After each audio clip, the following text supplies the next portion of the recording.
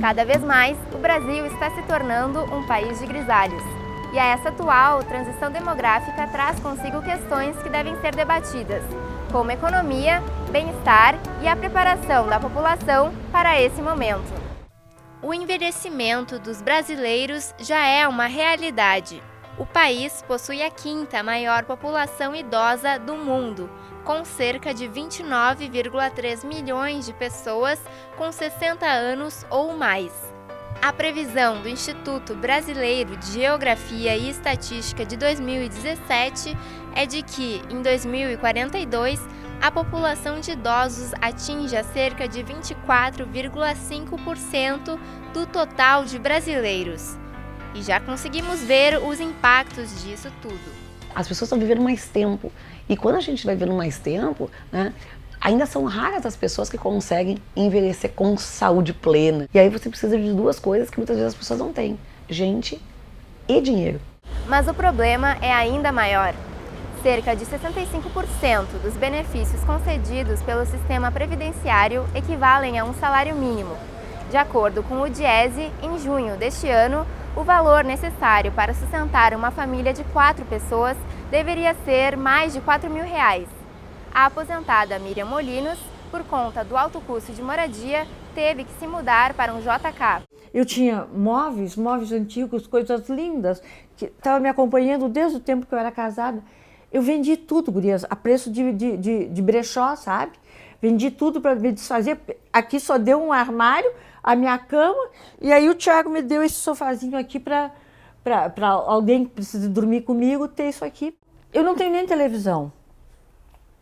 Eu não tenho dinheiro para pagar a internet, para pagar a coisa. Eu tenho um planinho pequenininho para o meu celular. Eu não tenho televisão, eu não assisto televisão. Não é que eu não queira. Eu quero, mas eu não posso pagar um plano. A aposentada Essi Fagundes parou de trabalhar devido à meningite. Durante 2 meses em que esteve em coma, sua filha entrou com o processo para receber aposentadoria por invalidez. Apesar disso, Essi ainda necessita de ajuda financeira dos filhos. E ela que se formou, que segurava tudo conta, a médica, é tudo ela. Eu falei para ele, aí ele disse: mãe, que fome a senhora não vai passar. Nós trabalhando. Então, eu digo não, e eu estou acostumada com pouco. Enquanto a aposentadoria parece cada vez menor, a partir dos 60 anos, a saúde encarece. A PNAD de 2008 aponta que existem apenas 49,1 milhões de brasileiros com cobertura de plano de saúde privado. Isso quer dizer que 3/4 da população brasileira são dependentes do SUS. Miriam, que tem câncer há 17 anos, é uma delas. Aquela foto ali, aquele retrato ali, aquele autorretrato, foi no dia que eu fiquei sabendo que eu estava com câncer. Começou a apertar o dinheiro, cada mês ficava mais difícil de fazer as consultas particulares, né? Aí encerrei meu plano e comecei na luta, no bom sentido, através do Clínicas. Gurias, foi um tratamento incrível. Para se ter uma ideia, os planos de saúde faturam 175 bilhões de reais por ano, mais que o orçamento do Ministério da Saúde, que é de 122,6 bilhões. O aposentado Valdir, por exemplo, tem IP e contribui para a Associação dos Funcionários Públicos do Estado, que é um sistema cooperativo que auxilia nos custos médicos. De qualquer forma, ele critica os preços. De R$ 307 por mês até 1.600 e poucos. Tem vários planos de saúde e nessa faixa de valor, de custo. Mas tu imagina um funcionário que ganha salário mínimo aí, como é que ele vai pagar um plano de saúde desses aí? Não tem condições, né? Assim, muitos brasileiros estão retornando ao mercado de trabalho. A justificativa é ambígua, uns pelo dinheiro, outros pela própria saúde. De acordo com o IBGE, para cada brasileiro com idade para se aposentar, existem 7 trabalhadores na ativa. O Mariano está dentro de um desses 7. Como eu continuo trabalhando, o dinheiro da aposentadoria era para guardar. Para quando parar de trabalhar, ter um dinheiro, não depender, porque depois de uma certa idade tu desenvolve aparece umas coisinhas indesejáveis e tu ficar dependendo do SUS é muito triste.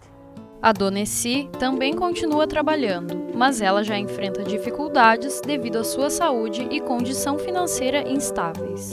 Eu costuro, faço meus biquinhos aí na costura.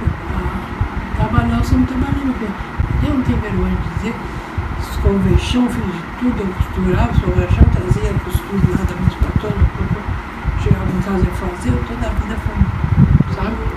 Apesar de cada vez mais pessoas precisarem continuar no mercado de trabalho, há aqueles que necessitam se aposentar por terem perdido sua condição laboral.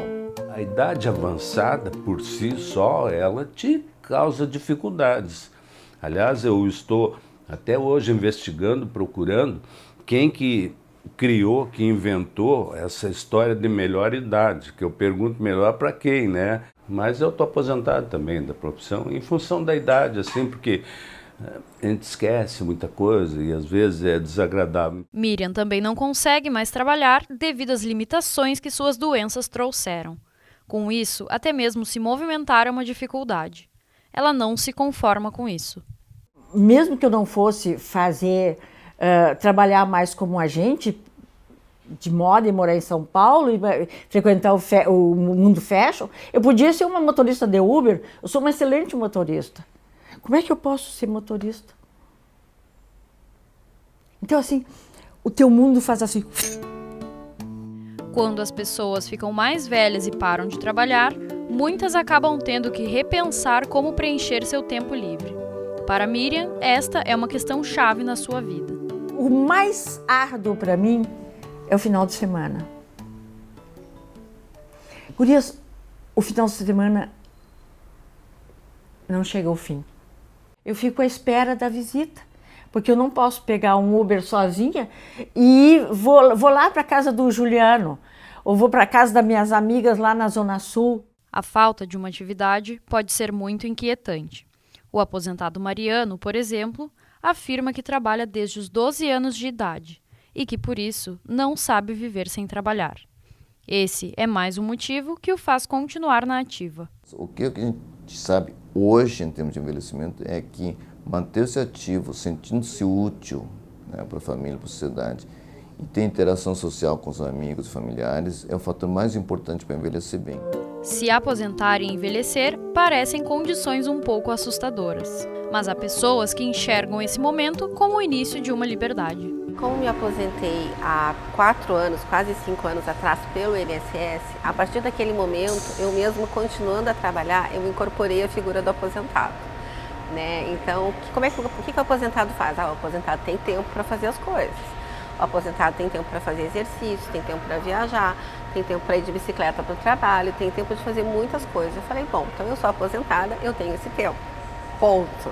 Não interessa o resto, né? Eu tenho família numerosa, me ocupo com filhos, com netos, faço parte de uma instituição aí também que reúne muita gente e temos objetivos. Eu leio muito, escrevo, tenho alguns livros publicados.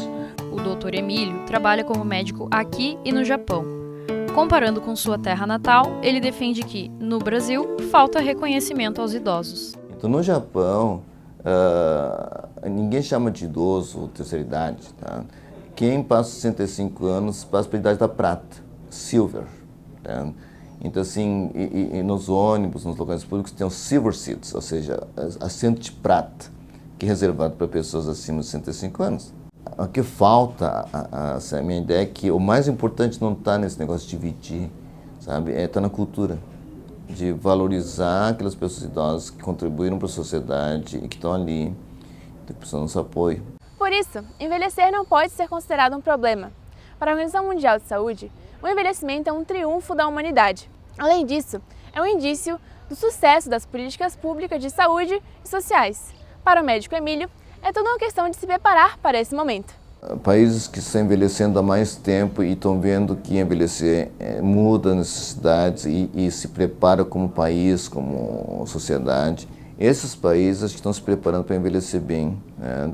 E acho que está indo bem porque eles já têm políticas públicas para atender envelhecimento saudável. Tá? Mas muitos países, e colocaria o Brasil, a gente não está tomando condutas necessárias para enfrentar o envelhecimento, né? E a gente vai ter problemas. Sem auxílio dos lugares em que trabalhou, Valdir, por exemplo, conseguiu se preparar para quando fosse se aposentar por conta própria. Então, eu vi que ia ter uma ruptura na minha vida, eu ia parar com uma sequência, com fazer um expediente, tudo, e eu teria que desenvolver uma outra atividade, nem que fosse um trabalho voluntário. Aposentadoria em si não pode ser um encerramento de um ciclo e satisfação, realização pessoal. Eu acho que é uma ponte para te começar outra atividade. Mas ele é exceção. De qualquer forma, hoje, algumas instituições públicas e privadas estão inovando. Muitas já desenvolvem programas de preparação para a aposentadoria. A Caixa Econômica Federal é uma delas. Karine, que foi bancária nessa empresa, relata como foi participar dessa atividade.